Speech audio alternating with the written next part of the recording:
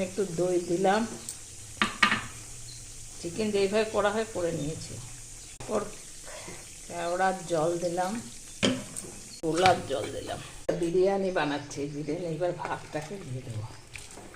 তারপর পেঁয়াজ, তারপরে হচ্ছে ভাজা পেঁয়াজ বেরেস্তা, তারপরে ঘি, গরম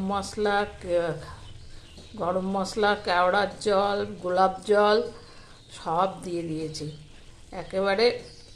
মানে এবার ঢাকা দিয়ে রেখে দেবো, তাহলে দমে কিছুক্ষণের জন্য রেখে দেবো ঢাকা দিয়ে, তাহলেই হয়ে যাবে আমার বিরিয়ানি। তো বন্ধুরা, কেমন লাগলো আমার বিরিয়ানি? এবার ঢেকে দিচ্ছি, ঢেকে দমে রেখে দেবো। বিরিয়ানি হয়ে গেছে, একেবারে খাওয়ার জন্য রেডি।